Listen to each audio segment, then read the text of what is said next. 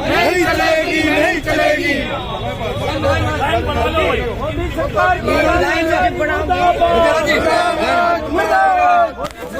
तानाशाही मुर्दाबाद। लाइन से बना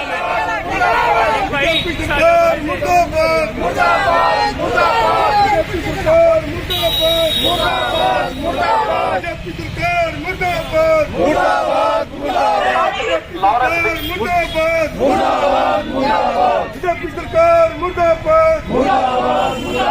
बीजेपी सरकार मुर्दाबाद, इंडिया गठबंधन जिंदाबाद, इंडिया गठबंधन जिंदाबाद, बीजेपी सरकार मुर्दाबाद,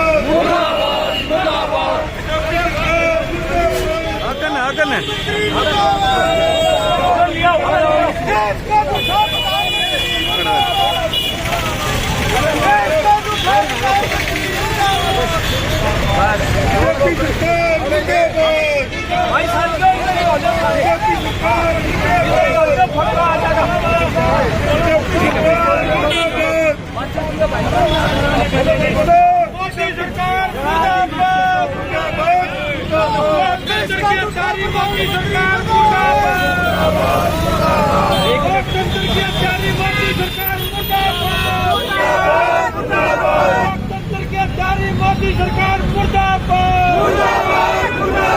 जनता की एकता जिंदाबाद, मोदी सरकार मुर्दाबाद,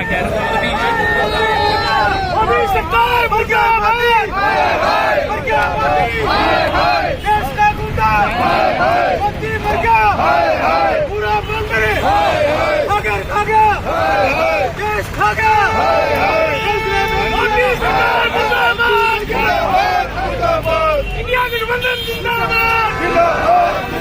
इंडिया गठबंधन जिंदाबाद, मोदी सरकार मुर्दाबाद, इंडिया गठबंधन जिंदाबाद, इंडिया गठबंधन जिंदाबाद, मोदी सरकार मुर्दाबाद, तानाशाही नहीं चलेगी, तानाशाही नहीं चलेगी, तानाशाही नहीं चलेगी, इंडिया गठबंधन जिंदाबाद, मोदी सरकार मुर्दाबाद, मोदी सरकार मुर्दाबाद, कॉर्पोरेट की दलाली नहीं चलना बंद करो, मोदी सरकार तानाशाही नहीं चलेगी, कॉर्पोरेट सांप्रदायिक गठजोड़ नहीं चलेगा, कॉर्पोरेट सांप्रदायिक गठजोड़ नहीं चलेगा, देश की संपत्ति लूटना बंद करो, देश की संपत्ति लूटना बंद करो, डेमोक्रेसी पर हमला नहीं चलेगा,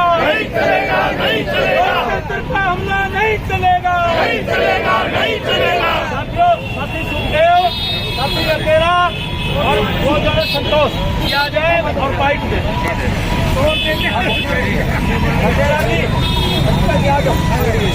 पार्टी और मार्क्सवादी कम्युनिस्ट पार्टी शामिल हुई है।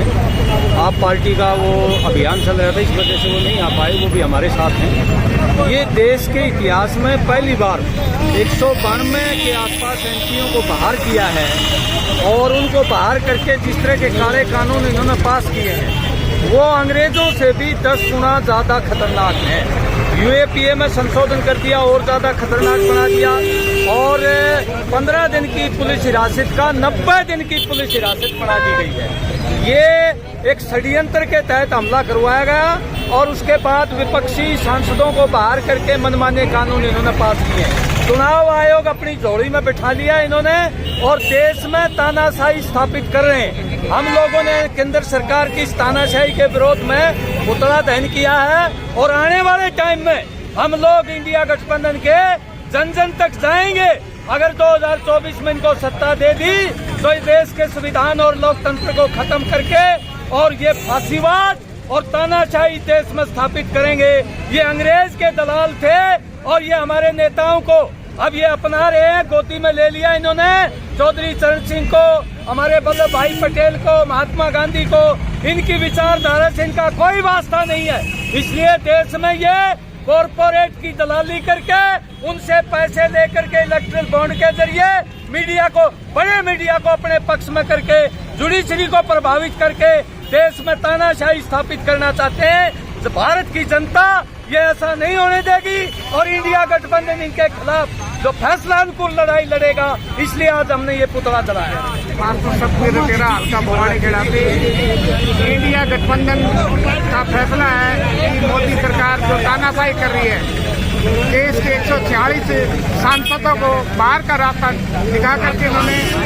इतने देश विरोधी, जनता विरोधी जो कानून लेके आए हैं, जो हमारे संसद के अंदर जो हमारे देश के लोकतंत्र की रक्षा करने वाले सांसदों को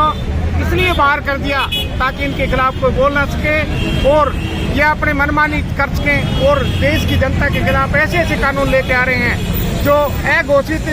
आपातकाल से भी ज्यादा गंभीर हैं और आगे जो 15 दिन